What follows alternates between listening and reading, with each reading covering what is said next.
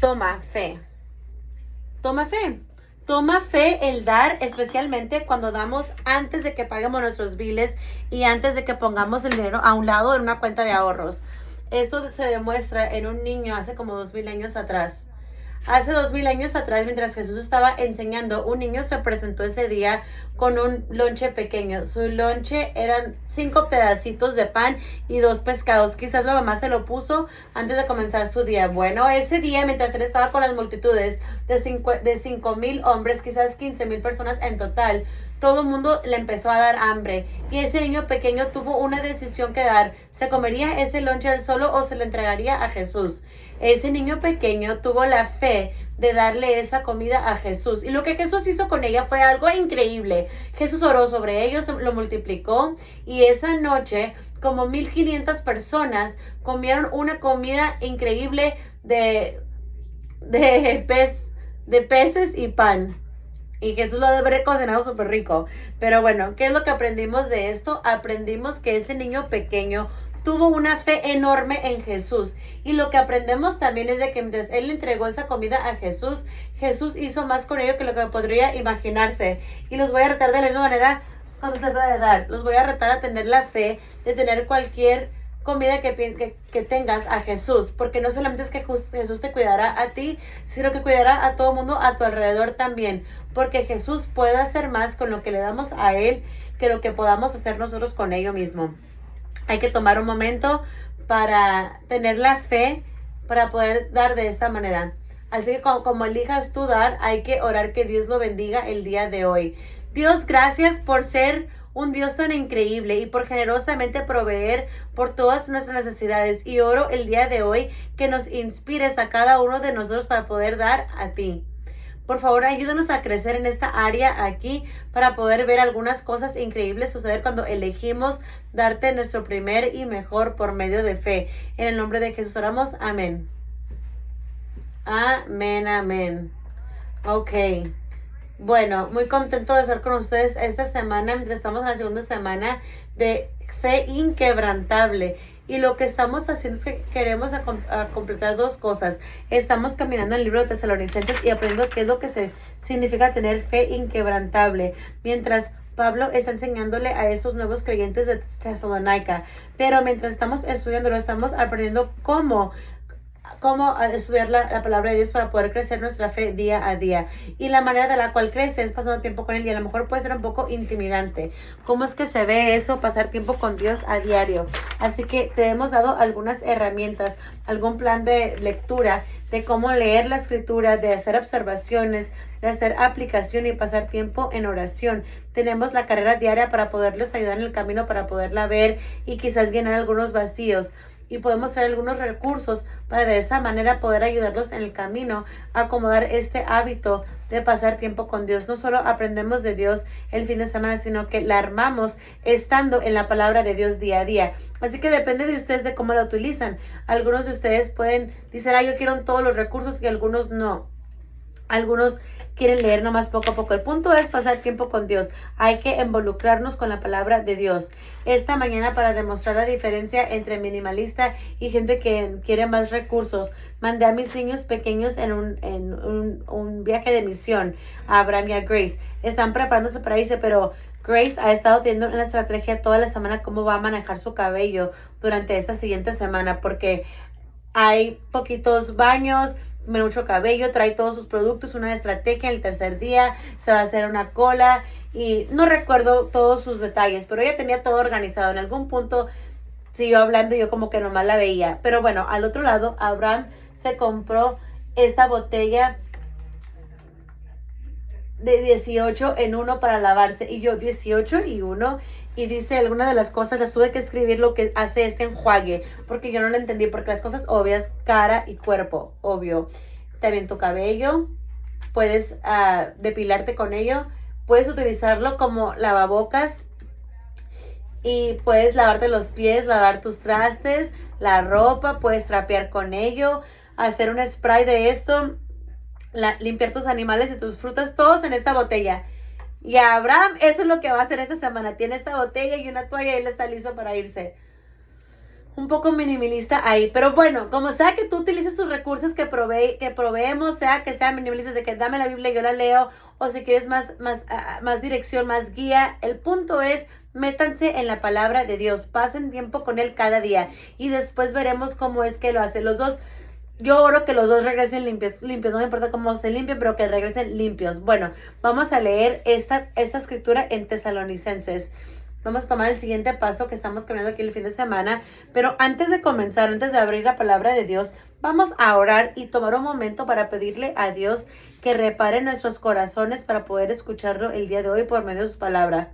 Dios, te agradecemos por tu presencia el día de hoy, de que mientras entramos en tu palabra, leemos estas palabras escritas más de 2000 años atrás, sabemos que son relevantes a nuestras vidas el día de hoy y lo creemos por medio de la fe. Sabemos que tienes algo que decirnos el día de hoy. Oro que ayudes nuestras mentes, nuestros corazones para estar listos para escucharte, que no solamente estemos aquí para escucharte, sino para transformarnos también de adentro hacia afuera.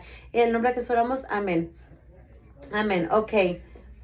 Déjenles pregunto aquí algo. Quiero que se imaginen aquí sentados con un grupo de personas que tienes un poco de historia con ellos. Una familia, algunos amigos, algunos compañeros de trabajo. Pasas tiempo con ellos y cuando finalmente puedes platicar con ellos, ¿cuáles son las cosas de las cuales hablan? Vamos a pensar en eso, de que es una reunión familiar y estás sentado ahí con algunos primos que no has visto por mucho tiempo, algunas tías y tíos y diferentes generaciones ahí sentados. Y dices, ¿cuáles son las historias que cuentas en esas situaciones? ¿Qué tipo de cuentos salen? Cuando estás sentado ahí con tus amigos, quizás de la preparatoria o de los jóvenes que finalmente se juntan y se sientan a comer y se sientan ahí compartiendo una comida, ¿cuál historias surgen una y otra vez en los tiempos de que estaban juntos? O quizás son tus compañeros de trabajo, la gente que trabajas en el pasado o que actualmente trabajas y están aquí en la sala de espera. ¿Cuáles historias cuentas? ¿Cuáles son las cosas que siguen surgiendo una y otras veces? Y si eres como yo imaginaría que esas historias están alrededor de cosas difíciles que tú has tenido la experiencia juntos. Cuando se unen con familia, hablan sobre las cosas del pasado que quizás previas generaciones tuvieron que pasar, cosas difíciles que pasaron para poderte dar los privilegios que tienes el día de hoy. Y vuelves a contar esas historias de quizás de los abuelos comenzando un nuevo negocio o mudándose a una nueva localidad o sacrificando o haciendo ciertas cosas para poder alcanzar los pagos de cosas, quizás gentes con los cuales has jugado deportes antes con ellos. No dices de la historia del que ganaste por 50 puntos, no, eso no fue competencia. Hablas del juego que estaban como que atados, estaban empatados hasta el final y era una batalla y ganaste en el último momento. Esa es la historia que cuentas. Con tus compañeros de trabajo, no es la historia del día de que todo fue perfecto del trabajo que cuentas. No, es el día que dices, wow, yo ni siquiera sé cómo sobrevivimos este día, cómo es que completamos ese turno, cómo es que terminamos ese proyecto. Hablamos sobre historias de adversidad, historias de dificultad. ¿Por qué es que hacemos eso? ¿Por qué es que son estas las memorias que surgen cuando estamos juntos? Y no es porque eres una persona negativa, no es porque eres un pesimista. Yo alegaría que la razón por la cual hablamos de esas historias es porque esos son los momentos de los cuales nos amoldan, es que nos tienen un impacto enorme en nuestras vidas. Esa adversidad, esos obstáculos, esos momentos difíciles de que salimos al otro lado, que somos diferentes, todos somos diferentes de como cuando comenzamos. Y hoy estamos viendo esa siguiente parte del 1 Tesalonicenses, donde Pablo habla y cuenta una historia de dificultad. Y es una historia que él ha dicho muchas veces de estos grupos de Tesalónica. Es encontrado el 1 Tesalonicenses 2:2. Abran sus Biblias o la aplicación de Palm Valley. Pueden seguirnos ahí mismo también. Tendremos las escrituras al lado en las pantallas igual. Pueden seguirnos como gusten. Pero vamos a comenzar aquí en el verso 2. Y es sencillo lo que dice. Dice, ¿saben lo mal que nos trataron en Filipos y cuánto sufrimos ahí justo antes de verlos a ustedes? Se preguntan, hasta una situación donde parece que todo el mundo se conoce en una conversación y están como que de que, ay, tú sabes esa cosa. No sé esa cosa. Yo no estaba ahí cuando sucedió eso. Así que estamos leyendo esta carta que Pablo está escribiendo al grupo de Tesalónica y les dicen, ustedes saben lo que sucedió antes de verlos ustedes. Ustedes saben lo que pasamos porque yo les conté una y otra vez esa historia. Ustedes saben qué tan mal fuimos tratados en Filipi antes de venir a ti y cuánto sufrimos ahí. Aún así, Dios nos dio la valentía para anunciarles la buena noticia con valentía a pesar de gran oposición. Algo sucedió en Filipo que Dios les dijo una y otra vez. ¿Qué fue lo que sucedió en Filipi? Esa fue la nueva noticia que ya sabemos qué sucedió. Podemos adivinar qué pasó. En el libro de Hechos es la historia de la primera generación de la iglesia y una de las cosas que nos cuenta es el camino de misión de Pablo. ¿Qué es lo que sucedió? Pudimos leer ahí para ver qué sucedió en Filipi antes de que llegáramos a Tesalónica. Y déjenme les digo una imagen de lo que sucedió. Pablo, Titus, Timoteo se presentaron a este lugar, Filipi, y ahí pudieron recibir el mensaje de Jesús. Están emocionados eligiendo seguir a Jesús.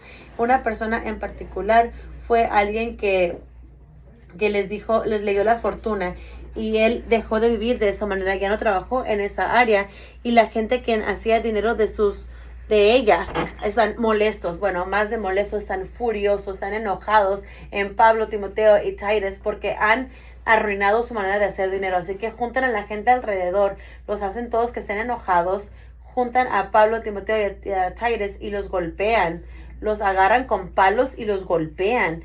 Y después de que estaban golpeados, los arrastraron a la cárcel donde nos encerraron y son acomodados en la parte más baja, están atados entre otros para que no puedan escapar y ahí mismo están esperando lo que les va a suceder. A este punto ellos esperan la muerte.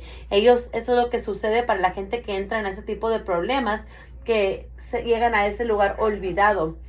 Y mientras la noche surge, Pablo, Timoteo y Titus están ahí atados al bajo de esta cárcel, comienzan a alabar a Dios, empiezan a cantar y todo el mundo en la cárcel está como que ¿Qué les pasa a ustedes? Es el peor lugar y aquí están un servicio de adoración sucediendo aquí en la cárcel. Y cuando eso sucede, de repente hay un temblor y se les caen las cadenas de las puertas de las celdas, se abren. Y el que está ahí responsable con su propia vida para asegurarse que todo el mundo esté ahí en la cárcel, asume que todo el mundo va a escapar. Él está a punto de quitarse la vida cuando Pablo grita, oye, ¿qué haces? Aún estamos aquí. ¿Qué hacen aquí? Dice el guardia, porque no han escapado y le platican sobre Jesús. Y dice, mi familia tienen que escuchar esto. Y el guardia se los lleva a ellos con la familia de él y les dice a todo el mundo para que comiencen a seguir a Jesús. Todo el mundo llega a salvación. Y los lleva en su camino a Tesalónica. De que esa fue la cosa difícil que Pablo pasó. Así que cuando llegó a Tesalónica, él les dice esa historia de que los golpearon, de que los encerraron, todas estas cosas difíciles. Les dice esta historia aparentemente una y otra vez porque se refiere a ello de que ustedes saben qué tan malo fue esto.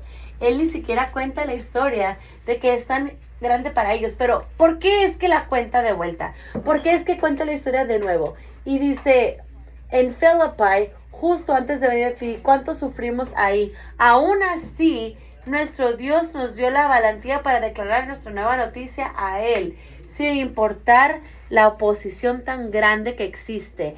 Así cuando llegaron a Tesalónica, ya había oposición. Y la pregunta de que cómo es que pudimos ver la oposición en ese nuevo lugar de Tesalónica, porque habíamos pasado por ello antes. De hecho, hacemos la conexión de que la oposición que ellos vieron en Filipi, que los golpearon, todas esas cosas, de hecho, los preparó para la siguiente vez que ellos afrontaran la oposición, de que esa situación difícil que pasaron, de hecho, los fortaleció sus resultados. Y vemos cómo es que cómo lo hacemos, de que Pablo, Timoteo y Titus están golpeados, están sufriendo, y piensan que la muerte está por venir.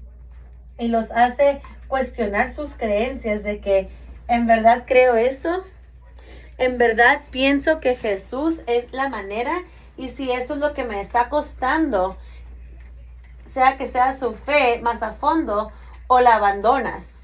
Y ellos eligieron a inclinarse a ella. De hecho, se inclinaron a ella tanto que empezaron a alabar a Dios en ese momento. Y lo que sucedió en esa celda, su fe fortaleció más a fondo para prepararos a la siguiente vez que afrontaron la oposición. Y mientras vemos esta escritura aquí, la primera observación que quiero ver es de que la oposición, de hecho, fortalece nuestra fe. De que las cosas difíciles que pasamos, los retos que afrontamos, pueden fortalecer nuestra fe. Es una de las maneras de las cuales crece. Por los últimos meses he ido a terapia física por mi pie. Tuve cirugía al principio del año, prepararon todo, tuvieron que romper algunos huesos, acomodarlos, ponerle algunas placas, todas esas cosas, pero cuando los huesos se habían sanado me quitaron el yeso, pero mi pie no estaba mejor en ese punto. Estructuralmente estaba sano, había sanado, pero en verdad estaba súper débil. No podía moverlo, estaba todo tieso, tenía debilidad en ella. Pero ¿saben lo más loco de esto? Es de que nada tipo de descanso para mi pie me va a traer esa fuerza de nuevo. Yo aquí sentado, elevando mi pie por otras 6 semanas, 8 semanas, algunos meses, mi pie iba a ponerse más fuerte, al menos que yo fuera a la terapia física y la trabajara. De que yo tenía que empujar contra la resistencia. Tuve que levantar pesas y desarrollar esos músculos, hacer todas estas cosas que, para ser honesto, no eran muy cómodos.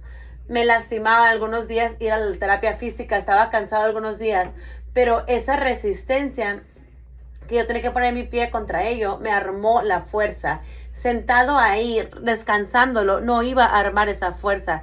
Tenía que ir contra la resistencia para poder ser fuerte en mi pierna. Y lo mismo es cierto para nuestra fe, que nuestra fe fortalece cuando afrontamos la oposición. Pablo dice que esta es la manera de la cual podemos traerte la buena noticia, de que pasamos por esta cosa difícil, conocemos la fe de Dios, sabemos que era real y solucionamos de que esa es la única manera de vivir, pero valientemente entramos aquí porque creemos en la lealtad de Dios. Y después dice, y de la misma manera está sucediendo esto contigo. Movernos hacia adelante en el verso 14 dice, y luego, amados hermanos, sufrieron persecución por parte de sus propios compatriotas. De esta manera limitaron a los creyentes de la iglesia de Dios en Judea, quienes por su fe en Cristo Jesús sufrieron a manos de su propio pueblo, los judíos. Dice, bienvenidos a la línea de sufrimiento. De ser un seguidor de Jesús significa que tú vas a afrontar oposición. Yo la afronté, tú la afrontarás hoy, y todos los creyentes en Jerusalén también están afrontando la oposición, porque el seguir a Jesús significa que la cultura, la sociedad, nuestro pasado va a empujar contra esas nuevas creencias. De que en cuanto tú le digas que sí a Jesús, de repente también nos hemos inscrito a un enemigo, que Satanás no quiere vernos avanzar. Él está apuesto a nosotros, y esta oposición que están afrontando quiero que la vean diferentemente, de que eso no es solamente algo de que tenemos que sobrevivir. Esta oposición no es algo para sobrevivir. No bajes la cabeza y espérate que se acabe. No, hay algo que quiero que hagan durante esta oposición. Quiero que la dejen fortalecerte, porque hay una parte de nosotros que jugar. Pasando por una cosa difícil no te hace más fuerte. Sobreviviendo algo no te hace fuerte. Es cómo es que tú caminas por medio de ella.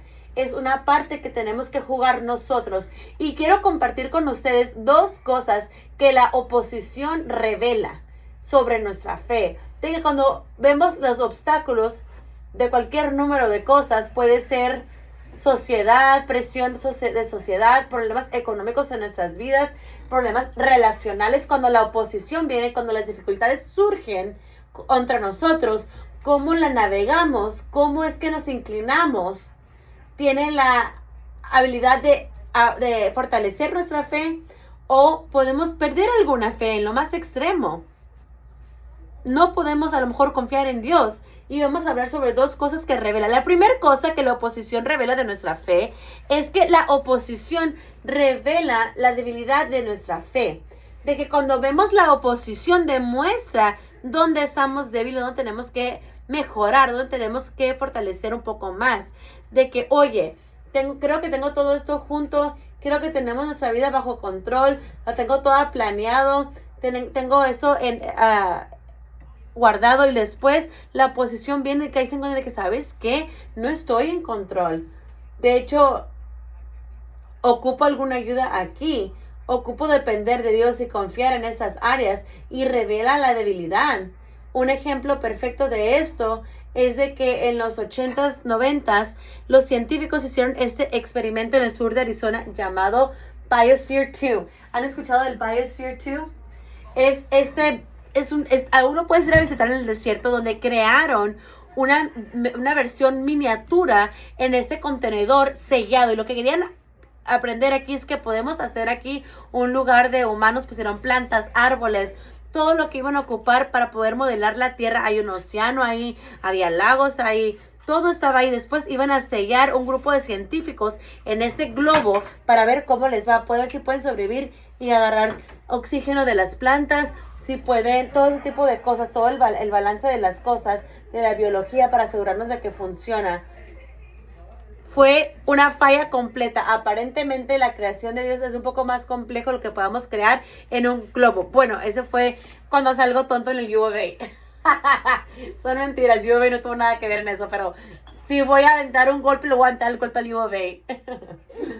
Pero falló, tuvieron que sacar la ciencia y dijeron, bueno, ¿por qué no funcionó?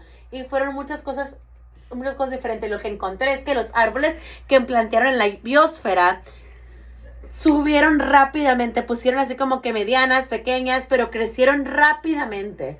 Después se caían. No se hacían pequeñas, simplemente colapsaban. No podían mantenerse rectas. Y decían, ok, ¿por qué pasó esto? ¿Por qué sucedió eso? ¿Por qué crecieron tan rápidamente? La razón, porque todo estaba fácil. Toda la nutrición estaba ahí, el sol estaba ahí y crecieron rápidamente. Pero ¿saben lo que no podían reproducir en la biosfera? Una de las cosas que no podían reproducir. Viento. No pudieron reproducir viento. Así que crecieron rápidamente y nunca tuvieron que afrontar oposición y resistencia.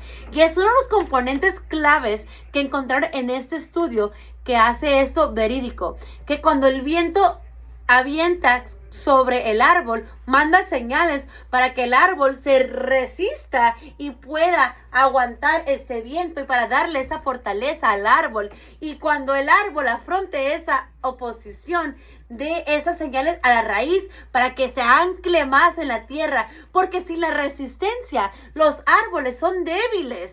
No hay nada que les diga que la raíz debe ir más a fondo, que el tronco debe ser más fuerte. La resistencia revela nuestras debilidades. Lo hace en árboles y lo hace en nosotros también. Pero ¿cómo es que respondemos a ello? Y una de las cosas que debemos decir es que hay debilidad, pero inclinamos hacia ellos y cuando revelamos la debilidad no lo arregla y decimos, ok, esta área que yo he estado ejercitando en mi vida y no tengo control. Ahora, ¿cómo es que debo de confiar en Dios? ¿Qué cambios debo de hacer? ¿Qué actitudes debo de cambiar? ¿Cómo es que me ajusto a esa debilidad que se ha revelado en mi vida? Oposición lo revela. Otra cosa que la oposición revela es que revela nuestro punto ciego. Nuestro punto ciego, lo que quiero decir con eso es que leeremos después en esta serie de este libro, esta carta de los Thessalonians, donde hay algunas cosas que ellos no sabían. No sabían sobre el seguir a Jesús. Pablo había pasado un periodo de tiempo con ellos, les había dado los básicos, pero mientras continuaron a seguir a Jesús, mientras llegó la crisis y las dificultades llegaron, dijeron, un momento, ¿cómo es que tratamos con esto? ¿Cómo es que debemos comportarnos en esa situación? Y esta carta fue escrita en respuesta a algunas de esas preguntas que le mandaron a Pablo, de que cayeron en cuenta que hay puntos ciegos, algunos vacíos en nuestra creencia. Ayúdanos a taparlas. La oposición reveló estas cosas. Y yo pienso, cuando pensamos en nuestra cultura y lo que tratamos nosotros, de que uno de los lugares más grandes donde los momentos ciegos hay para nosotros es cuando nuestros hijos pequeños que crecen aquí en Palm Valley Church, de que crecen en su fe, están viviendo, pero cuando se van esos primeros años, hay estudios en niños que crecen en la iglesia, tienen una relación con Dios. ¿Qué es lo que sucede cuando entran a la universidad y a la carrera? En muchas estadísticas dicen que el 70% se alejan de su fe. ¿Por qué es que pasa eso? Puntos ciegos. Hay algunos vacíos en su fe, algunas cosas que nunca habían pensado antes, nunca habían sido expuestos a ellos antes. Pero cuando la oposición viene, de repente un profesor que dice algo con autoridad, o un grupo de personas dicen algo que dicen, no, así es como es la cosa. De repente viene la oposición y no tienen una respuesta y un punto ciego. Y para muchos ciegos causa una crisis de fe, de que se alejen de Dios por un tiempo, pequeño o largo. Pero esa oposición revela el punto ciego. Pero tenemos una lección. Podemos abandonar la fe, pero también hay muchos estudiantes que salen de esos años aún más fuerte en su fe, anclados en su fe, porque esa oposición revela un punto ciego, sea en su primer trabajo o en la escuela, entran más a fondo y dicen, bueno, voy a encontrar esa respuesta, voy a alcanzar y estudiar la palabra de Dios, voy a preguntarle a un mentor y a hablar con un pastor, voy a llenar ese punto vacío. Son las elecciones de que qué es lo que hacemos cuando estas cosas se exponen. La oposición expone la debilidad.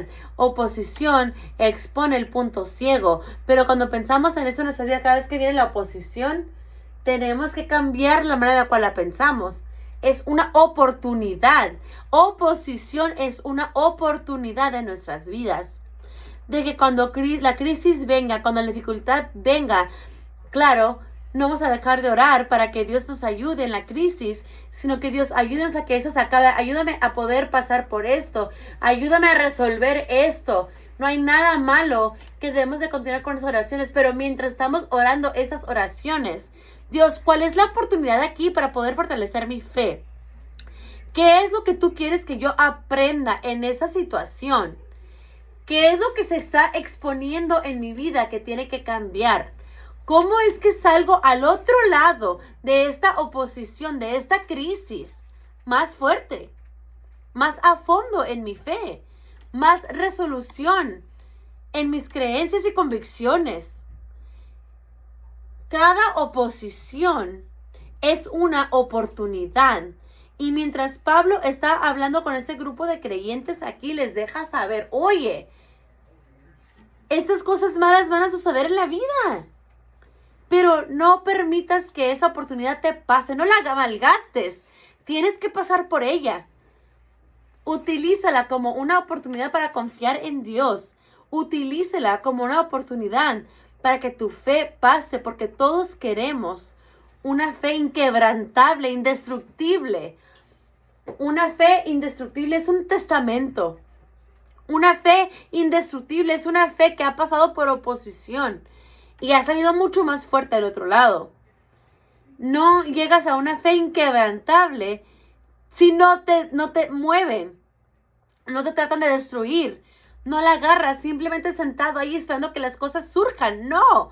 Así como mi pie no se va a fortalecer acostado y descansando. No. Tengo que trabajarla, ir contra la resistencia para poder armar este músculo de vuelta.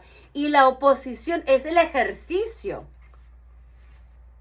Quizás estás aquí el día de hoy y viniste a la iglesia porque estás entre medio de alguna posición, alguna crisis, de que tu vida en este punto no se puede manejar, de que las relaciones están cayendo por un lado y por el otro, alguna crisis de diferentes áreas en tu vida y estás orando y esperanzado que quizás las respuestas estén aquí, de que puedas encontrar algo aquí en la iglesia que te ayude con esa situación. Te puedo decir algo, estoy muy contento de que estés aquí, no hay una coincidencia, no es un accidente, de que ese es un punto divino, de que cuando tú pases por cosas difíciles, podemos ponernos con Dios o contra Dios. Podemos explorar las posibilidades. Y te puedo decir algo que Él está esperando para conocerte aquí mismo, en tu dolor, en tu oposición. Y la respuesta para la que tú ocupas está encontrada en Él. Porque esas cosas que estamos hablando el día de hoy, de cómo es que Dios nos fortalece, es de que esto sucede en una relación con Él. ¿Qué es lo que quiero decir con relación? como un seguidor de Jesús, si alguien tiene una relación con Dios, el Espíritu Santo vive dentro de nosotros. Él guía y nos dirige, nos da fuerza, nos ayuda a navegar esas cosas. Pero la manera en la cual es posible tener una relación con Dios es viviendo al punto de nuestras vidas donde admitimos de que no podemos arreglar los problemas solos. De que toma la mayoría de las personas un momento de dolor, de crisis, para caer en cuenta de que, oye, yo no puedo arreglar este mundo, no puedo arreglarme a mí mismo, ocupo ayuda. Y eso es lo que estamos abiertos para recibir el regalo más increíble de Dios, de que es el perdón y la vida eterna. Porque lo que nos separa de Dios, lo que hace esa relación con Dios no existente y separada, es nuestra rebeldía, nuestro pecado, nuestras decisiones malas. Porque Dios es perfecto y santo, Él no se puede asociar con el pecado. Y estamos separados con la solución que ocupamos. Y el problema es de que no podemos arreglar eso. No puedo deshacerme del pecado en mi vida. Puedo intentar hacer mejor, puedo intentar hacer buenas cosas, pero las cosas buenas no borran las malas. Son cosas buenas y aún tengo las malas ahí. Para poder tener relación con Dios, esas cosas malas del pecado tiene que ser removido.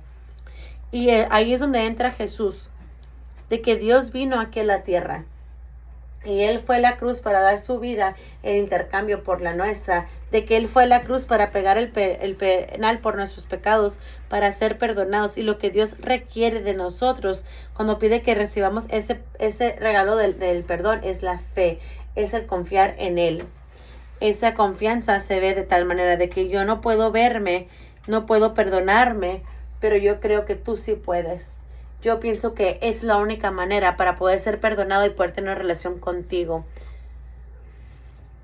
Y si estás dispuesto a hacer esa decisión el día de hoy, quiero invitarlos a tener esa conversación con Dios. De hecho, inclinen sus cabezas y cierren sus ojos por un momento. Los invito a tener esa conversación con Él en ese momento donde tú admites de que sabes que estoy roto, me quedo corto, ocupo el perdón, pero confío en ti por ese perdón. Quizás ores algo como esto de que Dios, gracias por amarme. Dios, admito que he pecado. Admito que me he quedado corto. Y yo no puedo, ocupo tu perdón, yo no puedo arreglarlo yo mismo. Y lo entiendo el día de hoy, pero confío en ti. Creo que tú moriste en la cruz por mis pecados. Y acepto este perdón por medio de la fe. Y Dios, yo sé que eso significa muchas cosas en mi vida deben de cambiar. Yo sé que tengo algunos puntos ciegos, algunas cosas que me van a entender aún, pero la manera que estoy viviendo, Dios, ocupo alejarme de eso. Y elijo el seguirte a ti de este punto. Elijo lo que signifique esto. Pido que me ayudes a seguirte el resto de mi vida. Y de que tú vengas y vivas dentro de mí, que me ayudes y que me transformes. Me transformas y me cambies. Gracias por amarme. En el nombre de Jesús oramos. Amén.